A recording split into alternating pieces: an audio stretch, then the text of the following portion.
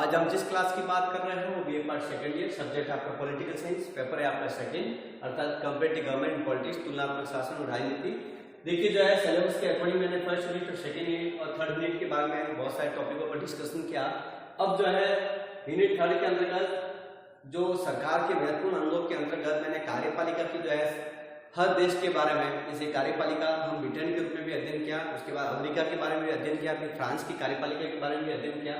अब जो है सरकार के दूसरे जो महत्वपूर्ण अंग है व्यवस्थापिका, और व्यवस्थापिका जो है हर देश में अलग अलग रूप में काम करती है। जैसे मैंने ये सारी बातें पहले बता दी कि कई जगह है ये व्यवस्थापिका अपना आप में कई जगह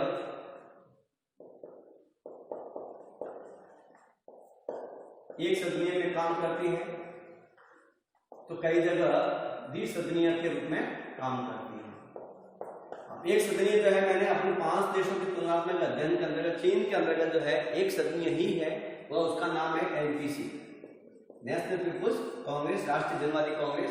बाकी जो 4 जो देश ऐसे हैं तुलनात्मक अध्ययन के रूप में, उसमें जो है फ्रांस की जो व्यवस्थापिका है वह कैसी है, 30 सदनीय व्यवस्थापिका है। और हर देश की व्यवस्थापिका अर्थात वहां की जो संसद है उसको अलग अलग नाम से जाना जाता है। जैसे हमने अगर बात करते हैं कि पहले ब्रिटेन की बात करते हैं तो ब्रिटेन जो है अपना आप में संसदीय पद्धति की क्या है, जननी है।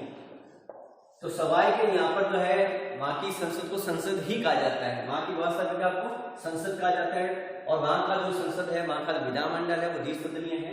उसी प्रकार जो है अमेरिका की बात आती है, और अमेरिका जो है अपना वहां की संसद को कांग्रेस कहा जाता है, और यहाँ की कांग्रेस जो है द्विसदनीय के रूप में काम करती है। उसके बाद आती है फ्रांस, यहाँ पर जो है उनकी संसद को राष्ट्रीय सभा या नेशनल असेंबली कहा जाता है। और उसके बाद है शिव संविधान की जो बात आती है तो वहां पर जो है राष्ट्रीय परिषद के नाम से अर्थात द्विसदनीय, यहाँ पर भी द्विसदनीय, यहाँ पर भी द्विसदनीय, यहाँ पर भी द्विसदनीय और यहाँ पर भी द्विसदनीय, और सिर्फ एकमात्र देश ऐसा है जहाँ पर एक सदनीय व्यवस्थापिका का गठन किया गया है। अब जो है कई बार जो है आपका एग्जाम के अंतर्गत जो है क्वेश्चन बनता है, आपका बड़ा क्वेश्चन बनता है या तो ब्रिटेन की कॉमन सभा का गठन के बारे में, या अमेरिकी कांग्रेस के बारे में, या जो है फ्रांस की संसद अर्थात राष्ट्रीय सभा की गठन और कार्य प्रणाली के बारे में आपका इंपॉर्टेंट क्वेश्चन बन जाता है। तो मैंने मोटे तौर पर जो है फ्रांस की संसद का गठन कैसे होता है उसको जो है मैंने कई इसको पॉइंटों के अकॉर्डिंग नोटेट किया गया है। कई ऐसे पॉइंट है क्योंकि फ्रांस की संसद का गठन के अंतर्गत ऐसे बहुत सारे जो हलचल हुई है, कई बार प्रयत्न हुआ, क्योंकि फ्रांस का संविधान किसी एक गणतंत्र के रूप में नहीं है, वहां पर 5 गणतंत्रों के रूप में उसका उदय हुआ है। अलग अलग सरकारों ने अलग अलग राजा वंशजों ने उनको अलग अलग रूप से जो है उनको स्थापना के रूप में उनको जोड़ दिया, और उसी का कारण है कि आज जो है जिस संसद या हम जिस विधानमंडल की बात करते हैं 1958 वर्तमान का नया संविधान है, डी गॉल के नेतृत्व में उदय हुआ है। तो वहां की जो संसद वो द्विसदनीय विधानमंडल के रूप में काम करते हैं। किसके रूप में, द्विसदनीय, यानी पहले जो है गणतंत्र राजतंत्र था अर्थात निरंकुश तंत्र था। जैसे लुई वंश का जो शासक था, लुई 14, लुई 15, लुई 16, उसके बाद उर्गो वंश आया, उसके बाद नेपोलियन वंश आया, और नेपोलियन ने भी जो है कहीं ना कहीं पहले नेपोलियन से पहले जो द्वितीय गणतंत्र की स्थापना हुई थी उस समय जो है वहां फ्रांस में एक सदनीय विधानमंडल काम करता है, सिर्फ प्रतिनिधि सभा के रूप में, सिर्फ जनता का प्रतिनिधित्व के रूप में है ये व्यवस्था काम करती थी। लेकिन उसको जो है नेपोलियन के देहांत के बाद जो है 1875 में उसको दोबारा जो है द्वितीय सदन के रूप में गठन कर दिया गया। और फिर उसके बाद पुनः जो जब नए संविधान की बात आई, तृतीय के बाद चतुर्थ संविधान की बात आई, तो उसमें भी ये प्रयास किया कि उसको वापस एक सदनीय बनाया जाए। लेकिन जब नया 5म गणतंत्र का गठन किया गया तो उसमें यही कहा कि नहीं, इस संसद यानी ये जो विधानमंडल है वो द्विसदनीय विधानमंडल के रूप में काम होना चाहिए।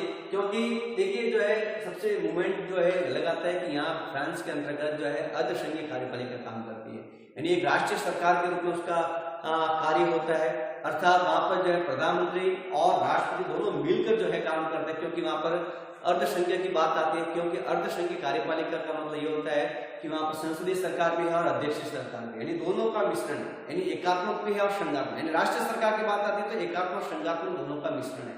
और संसदीय यानी अर्धसंघीय कार्यपालिका की बात आती है तो वहां पर संसदीय पद्धति भी है और अध्यक्षीय पद्धति भी है। तो कहीं ना कहीं ये जो यानी राष्ट्रपति जो है संसद का मेंबर नहीं होता है, प्रधानमंत्री जो है इनका मेंबर हो सकता है। जैसे हमारे भारत की बात करते हैं कि लोकसभा का जो नेता होता है प्रधानमंत्री होता है, तो यहाँ पर भी जो है राष्ट्रीय सभा का जो नेता कौन होगा, प्रधानमंत्री, क्योंकि वो प्रधानमंत्री का चुनाव किसके माध्यम से हो रहा है, यानी उनका जो है उनका चुनाव कौन करता है, यानी किसके माध्यम से जो है कैंडिडेट बाहर आता है, वो राष्ट्रीय सभा के रूप में आता है। तो ये जो सारी बातें जो है फ्रांस की संसद से जुड़ी हुई है। और सबसे इम्पोर्टेंट बात यह है कि यहाँ के दो सदन की बात करते हैं तो उनके अंदर जो है फ्रांस की संसद जो है द्विसदनीय विधान के रूप में, दो सदन के रूप में काम करती है। जैसा कि मैंने डायग्राम बताया कि राष्ट्रीय एक ऐसा सदन है राष्ट्रीय सभा, जिसको नेशनल असेंबली के रूप में कहा जाता है, और दूसरा सदन है सीनेट या गणतंत्रीय परिषद। पहले उसको गणतंत्रीय परिषद के नाम से जाना जाता था, अब उसको सीनेट के नाम से जाना जाता है। ठीक है, तो राष्ट्रीय सभा या उसको प्रतिनिधि सभा, जिसको हम प्रथम सदन भी कह सकते हैं या उसको लोकप्रिय सदन भी कहते हैं, क्योंकि जो सदन हमेशा निम्न सदन होता है, जहां जनता का प्रतिनिधित्व होता है, जो सदन लोकप्रिय सदन होता है, वो हमेशा शक्तिशाली भी होता है, या जो है कहीं ना कहीं उनकी जो है उनको ज्यादा महत्व दिया गया है। यानी व्यवस्था विकार के अंदर संसद के अंतर्गत जो सबसे मजबूत या शक्तिशाली, जहां जिस सदन में जनता का प्रतिनिधित्व होगा वही सदन अपना आप में लोकप्रिय होगा, वही सदन जो है कहीं ना कहीं एक बड़ा मूवमेंट कर सकता है, सारे राइट उनके पास ही हो जाता है। तो ये सदन प्रथम सदन होने के बावजूद भी क्या है, लोकप्रिय सदन है, या उसको निम्न सदन होने के बावजूद वो प्रथम सदन है, और उसको हम कहते हैं लॉर्ड हाउस भी कहते हैं। ठीक है, इस वर्तमान में जो है इस सदन के जो सदस्यों की संख्या है वो 577 है, यानी 577। ऐसे परिवर्तन होता रहता है, कभी ज्यादा कभी कम। जैसे अमेरिकी संसद में जो है अमेरिकी कांग्रेस के जो प्रतिनिधि सभा के सदस्यों का जो है न तो ज्यादा होता है ना कम होता है, जितनी संख्या है उतनी होती है, सीनेट भी उतनी होती है। लेकिन यहाँ पर क्या है कि राष्ट्रीय सभा में भी जो है उनके सदस्यों की संख्या कभी कम कभी ज्यादा, या सीनेट में भी जो है कभी ज्यादा कभी कम भी हो सकती है, परिवर्तन हो सकता है, लेकिन वहां पर परिवर्तन नहीं हो सकता। उसी प्रकार ब्रिटेन की संसद में या कॉमनवेल्थ लॉर्ड सभा में भी सदस्यों की संख्या ऊपर से हो सकती है। फिर उसके बाद है कि जो उनके सदस्यों का जो कार्यकाल होता है वो 5 वर्ष होता है। जैसे ब्रिटेन के सदस्यों का कार्यकाल भी, जो लॉर्ड लेडी है उनका कार्यकाल जो है 5 वर्ष का होता है।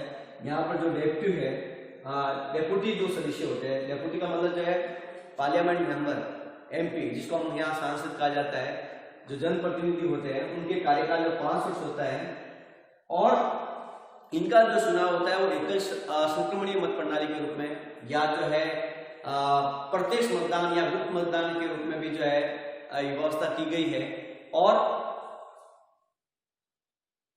यहाँ पर जो है कई बार क्या होता है कि जब कोई भी कैंडिडेट को या सांसद को या डेप्यूटी को कई जब चुनाव होते हैं तो किसी को अगर बहुमत लाना है तो उसको 50+1% होना चाहिए। जब तक जो है 50% के आंकड़ा वो अगर प्राप्त नहीं कर पाता है तो वो उस व्यक्ति को वापस दोबारा चुनाव हो जाता है, और जिसको अगर ज्यादा वोट प्राप्त होता है उसको जो है कहने के उसको विजय मान लिया जाता है। यानी वहां पर जो है कम से कम सिस्टम ये द्वितीय मतपत्र योजना की व्यवस्था अपनाई गई है।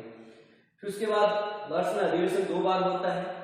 यानी ये सारी बातें जो किससे जुड़ी हुई है, राष्ट्रीय सभा से जुड़ी हुई। दूसरा जो है जो सदन है वो सीनेट या उसको गणतंत्रीय परिषद के नाम से भी जाना जाता है, जिसको हम द्वितीय सदन, दुनिया का सबसे द्वितीय सदन जो है या जो उच्च सदन है वो अमेरिकी कांग्रेस का सीनेट है, जो अपना आप में शक्तिशाली है। उसके सदस्यों की संख्या 321 या वर्तमान 230 है। इसका कार्यकाल 9 वर्ष होता है, हर 3 वर्ष के बाद रिटायरमेंट हो जाता है, और आयु जो है 35 वर्ष। यहाँ आयु जो है 24 वर्ष होनी चाहिए। हमारे यहाँ पर कोई भी सांसद है तो उसकी उम्र 25 वर्ष होती है।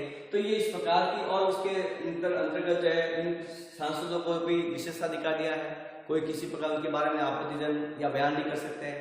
जब भी कोई अधिवेशन चलता है तो कोई विरोधता नहीं हो सकती। यानी इस प्रकार के जो है उनको अधिकार दिया गया है, जिससे जो है उन अधिकारों का वो अपना प्रयोग करते हैं। इसके अंदर भी सभापति, उपसभापति होते हैं, और यहाँ पर भी सभापति और उपसभापति के रूप में काम करते हैं। इनकी जो महत्वपूर्ण शक्तियां होती है, कार्यकारी के रूप में है, व्यवस्थापिका के रूप में है, विधायक के रूप में है, या विधेयक के रूप में है, या जो है वैदेशिक या अधिवेशन से संबंधित या राष्ट्र हित के रूप में अगर बात होती है तो उस समय जो है इनकी शक्तियां अपने आप में प्रबल हो जाती है। यानी इस तरह का जो है आपका जो है फ्रांस की संसद का गठन कार्य प्रणाली के रूप में इस प्रकार का क्वेश्चन बनता रहता है। तो नेक्स्ट वीडियो के अंतर्गत हम बताएंगे कि फ्रांस की जो संसद की जो शक्तियां है वो कौन सी है, वो नेक्स्ट वीडियो में हम बताते हैं। Thank you.